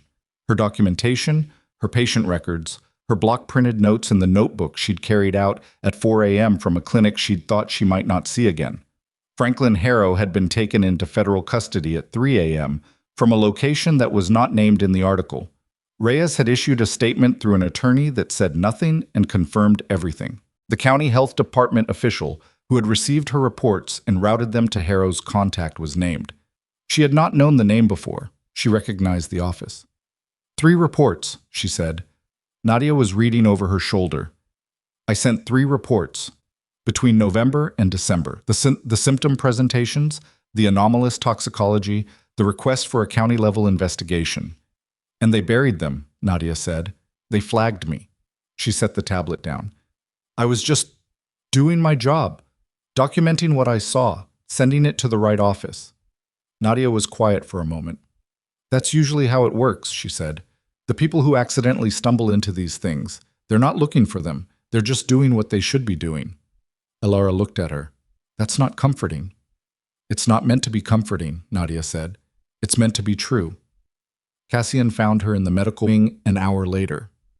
He was walking, steadily, with only the slight deliberateness that remained from the toxin's residual muscular effects. And he stood in the doorway for a moment before he came in, and she looked at him and thought about the first time she'd seen him in this room, which felt like something from a different version of time. Okafor wants a statement, he said. From me? From the unnamed Southside physician. She thought about that. I don't give statements. I know. The documentation speaks for itself. That's the point of documentation. It doesn't require interpretation. Okafor knows that, he said. It was more of a formality. She nodded. She looked at the monitoring unit, which was still running because she hadn't gotten around to disconnecting it from the previous night. The trace was clean. She looked at it for a moment with the specific attention she gave to things she wanted to remember precisely. The clinic, she said. Still standing, he said. My people pulled out of the building this morning. There's no reason for anyone to watch it now. I need to go back. I know. The patients who've been seeing the volunteer physician. They've been managing, but they're not getting continuity. The diabetic foot wound I was tracking, the woman with the blood pressure, She stopped. I need to go back. Whenever you're ready, he said. She looked at him. He was standing in the doorway of the medical wing with the morning light coming through the window at his back and the monitoring unit running its clean trace on the screen and the incision scar under his shirt that she knew by feel as well as she knew her own hands. And she thought about the night she'd stood in her own hallway and tried to understand what she was doing and why, and whether the decision she'd made was the right one. She thought about what right decision even meant in a situation that had never offered her one. Thank you, she said, for putting people on the clinic, for all of it. You kept me alive, he said. You kept me alive too, she said, the night they came through the door, and when it mattered. He held her look, the dark eyes fully assembled now, no edge of the toxin's fog remaining. Just Cassian, the full undiluted version of him, which she had come to understand was considerably more complicated and considerably more human than any reputation in this city suggested. There's something I want to show you, he said. She went with him. The drive took 20 minutes. She didn't ask where they were going. She'd gotten better at not asking when the answer was going to be evident, which was another thing she'd learned about herself in the last 5 weeks that she hadn't known before. Dax drove, and Remy was in the passenger seat, and she and Cassian were in the back, and the city went by outside the window, Chicago doing what Chicago always did, asserting itself, layering its contrasts, presenting its river and its architecture, and its particular light without apology. They stopped on South Halsted. She recognized the block before she fully understood what she was seeing, because the block she recognized and what currently existed on it were not immediately reconcilable to her eyes. She got out of the car and stood on the sidewalk and looked. Her clinic was still there. The building she'd occupied for 6 years, the narrow frontage and the back alley, and the upstairs apartment with the window that showed a rectangle of sky between 2 brick walls. It was exactly as she'd left it. Around it, adjacent to it, connected to it through what looked like recent structural work. She could see the new joining, the different color of the mortar between the old brick and the new, was a building that had not been there 5 weeks ago. 3 stories. Clean lines. The windows large and clean, and the entrance set back from the sidewalk with a ramp that made it accessible in the way that the original building never quite had been. A sign above the door that was not yet lit. They were standing here in daylight, and it was not a sign that needed daylight to be read. She read it. Ashcroft Trauma Center. Free emergency and trauma care. Open to all. Her name. On the building. In letters large enough to read from the sidewalk, which meant from the street, which meant from the city. She stood on the sidewalk for what was probably longer than she realized. The rezoning cleared, Cassian said from beside her. 6 weeks ago. The lease on the adjacent building was acquired. The construction team worked nights. Nights, she said. We wanted it to be ready when you came back. She looked at the building. She looked at the sign. She looked at her own name on the building in the specific way that you look at something that has taken your name without your knowledge and done something with it that you hadn't imagined for it. "You should have told me," she said. "You were busy keeping me alive," he said. "That's not—" She stopped, pressed her lips together, started again. "You can't put my name on a building without asking me." "You can take it down," he said. "It's your name." She looked at him. He looked back with the quality he had when he was certain of something, and was extending the courtesy of not saying so directly. She looked at the building again. The ramp. The large windows.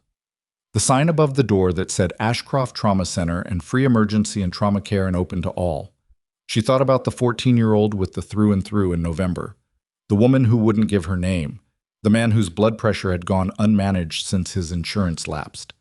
3 patients in November with anomalous presentations whose documentation had accidentally changed what happened to this city. She thought about what it meant to have built something on South Halsted for 6 years with grants and stubbornness, and the willingness to eat the same 3 things in rotation, and to look at what that something had grown into. "The funding," she said. "Fully endowed," he said, "through a charitable structure that's clean and documented and will survive any audit. Staff salaries, supply accounts, equipment maintenance, all of it. You don't go looking for grants anymore. And in exchange—" "Nothing," he said. She looked at him. "You saved my life," he said. "You documented evidence that dismantled a poisoning campaign and brought down a federal senator and a criminal operation that was planning to use my network to kill people and frame my organization for it. You did all of that by being exactly what you already were, a doctor who kept records and sent reports and stayed when leaving would have been easier." A pause. "There's no exchange. This is what a debt looks like when it's paid." She looked at the building for a long time. The morning light hit it differently than the original building, which was older and had absorbed Chicago weather for long enough that the brick had the specific softness of age. The new section was sharper, cleaner, and in 20 years it would match. "I need a radiologist," she said. "If this is a trauma center and not just a clinic, I need imaging and someone who can read it. A portable CT at minimum." "Already ordered," Cassian said. "Equipment arrives Thursday." "And a second surgeon. I can't run trauma solo." "There's a candidate. Former county hospital, let go in the last budget cut. Dax has her contact information." She turned and looked at him. "You've been planning this." "I've been planning what would need to exist," he said. "You'll decide what actually does." She looked at the building one more time. Then she walked to the entrance and put her hand on the door and pushed it open. Inside was clean and quiet and unoccupied and smelled of new construction, drywall and paint and the faint chemical note of fresh flooring. And it was, she saw, laid out with a logic that someone had thought through carefully. The reception area, the triage space, the examination rooms off the main hall, 4 of them, larger than what she'd had before. At the back, a proper surgical bay with a light she wouldn't have to adjust, and a table at the right height and supply cabinets that were already stocked because of course they were. She stood in the surgical bay for a moment. Then she walked back through the new space to the doorway that connected to the original building, her building, 6 years of her building, and pushed through it into the familiar smell of disinfectant and the particular quality of light through the narrow window. She stood in the original examination room, the one where the paper sheeting had been soaked through and a man with a bullet near his heart had watched her with dark, measuring eyes while she told him what she was going to do, and he told her to do it. Cassian was standing in the doorway between the old and new. He didn't come in. He let her stand there in the room that had started everything and be in it for as long as she needed. She had needed to stand here. She had not known that until she was doing it, the way you sometimes don't know what you need until the need finds the thing that satisfies it.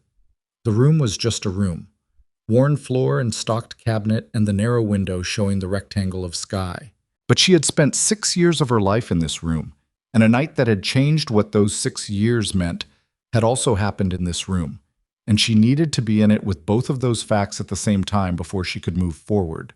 She checked the supply cabinet out of habit. It was stocked. The volunteer physician had kept it up, which she noted with professional approval. She turned around. "Nadia's CT," she said. Cassian looked at her. "What about it?" "I want to go over it with the new imaging setup when it arrives Thursday.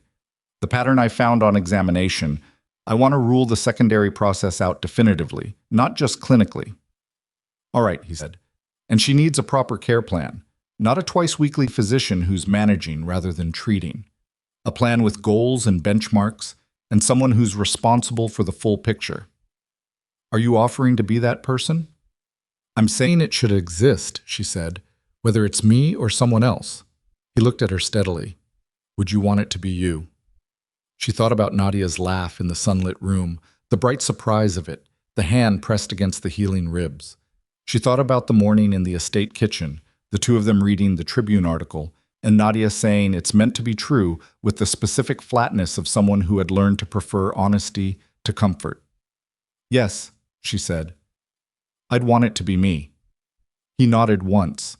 In the weeks that followed, weeks that the city was using to reorient itself around the absence of the structures that had been holding it in a particular shape, she fell into a rhythm that was new and was also, underneath the new, deeply familiar.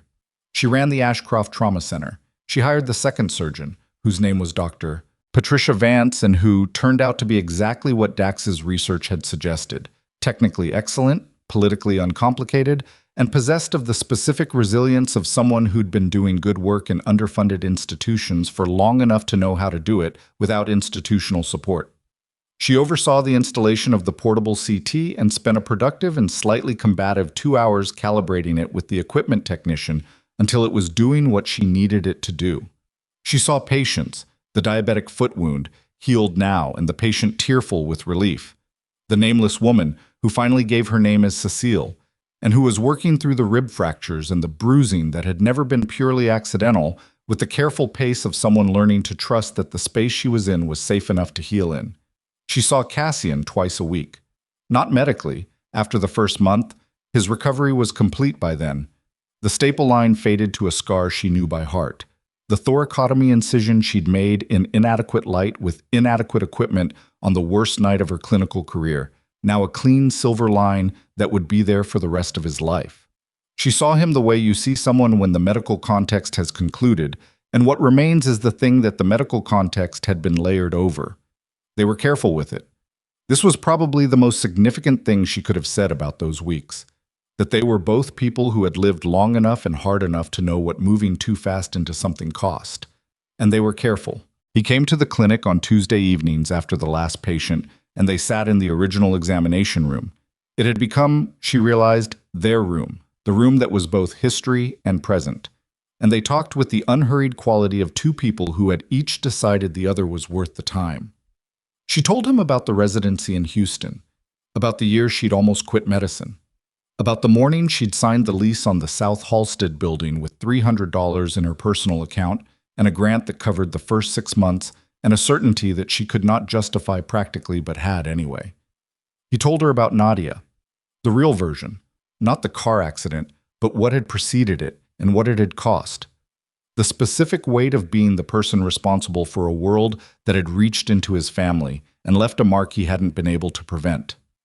He told her about the first year after their father died and what the syndicate had been then versus what he'd spent 11 years shaping it into. And she listened to this without judgment and also without pretending she was without questions, because she was not a person who managed complexity by ignoring it. The distribution network, she said, one Tuesday in March. The city outside was doing the thing it did in early spring, oscillating between winter and warmth, unable to commit. Harrow was planning to use it, the compound through your channels. Yes.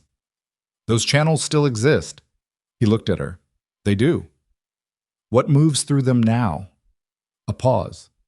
The specific pause of someone deciding how honest to be and deciding, as he always decided with her now, to be fully honest.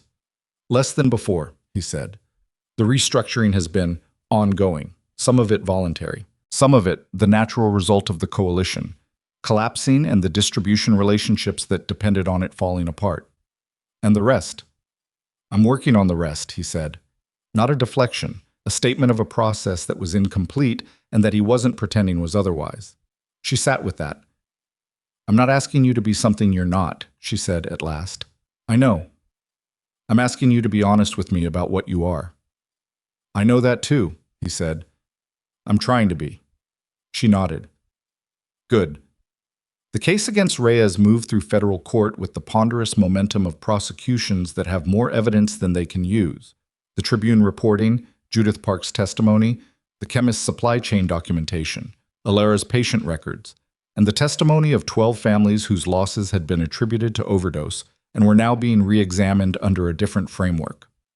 Franklin Harrow negotiated a plea in July that his attorney described as pragmatic, and that Alara understood as the calculation of a man who had looked at the evidence and decided that cooperation was the only available architecture. She was not called to testify. Her documentation was sufficient, and she was, as Dax put it with characteristic economy, more useful in the clinic than on a witness stand, a sentiment she found so accurately representative of her own priorities that she didn't argue with it. In September, 5 months after the night at the Meridian Club, Nadia's CT results came back from the new imaging setup, showing exactly what Alara had suspected in February.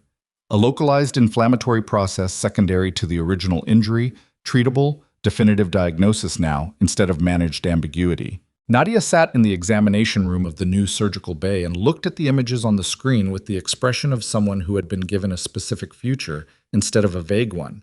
And Alara explained the treatment plan in the direct, factual voice she used with all her patients, and Nadia asked 3 sharp questions that confirmed she'd understood every word. When Alara finished, Nadia looked at her for a moment. "He brought you back," she said. "To the clinic. Like he said he would." "He did." "Did you think he would?" Alara thought about that honestly. "I didn't let myself think about it at the time," she said. "I was focused on other things. But now I think he does what he says he's going to do," Alara said, "which is its own kind of rare." Nadia smiled. It was, Alara had come to know, a smile that looked like Cassian's in the fundamental structure of it. The same bones, the same particular quality, and it was warm in a way she hadn't seen enough of, and was seeing more of now. "He's different," Nadia said, "since you. In ways I'm not going to try to articulate because it'll come out wrong, but different. Better."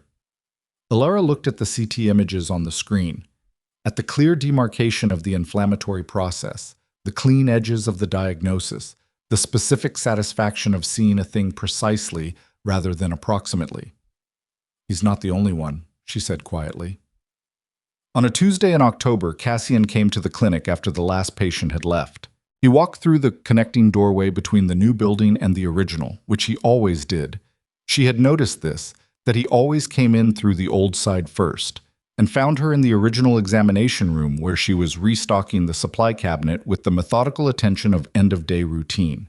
He stood in the doorway, and she continued restocking because the restocking needed to be done, and she was also aware that they'd reached the place in whatever this was where ordinary routines could coexist with significant things without one canceling the other. "There were 3 homicides on the south side last week," he said. She looked up. "I saw. None of them connected to the syndicate." "I know," she said. "2 of them came through here. I treated the survivors." He was quiet for a moment. "I wanted you to know the disconnect." "I know the disconnect," she said. "I know what this city is.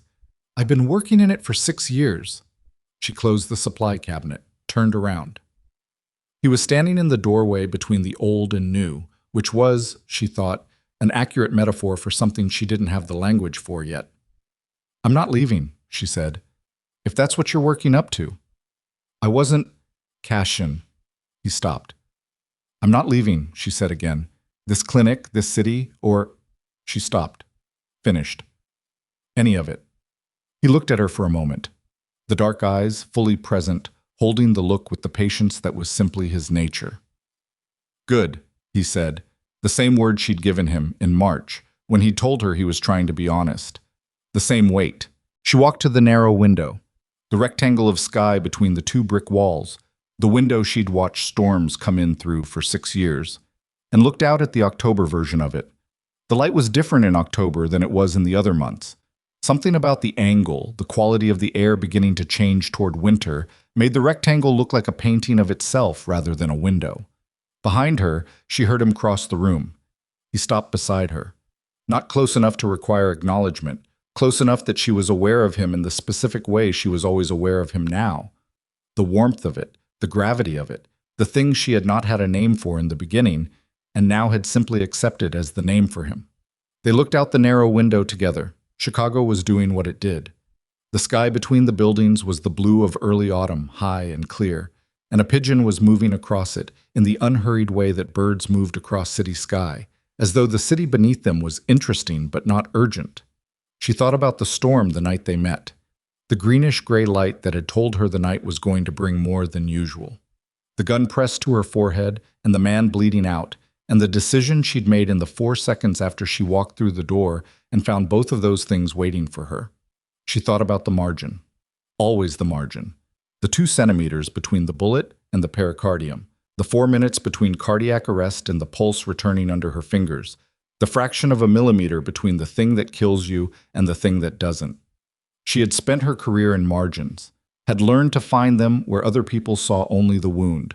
When it's over, she said, not quite to him, more to the window. You said you'd bring me back yourself, when it was over. It's over, he said. I know. She turned and looked at him.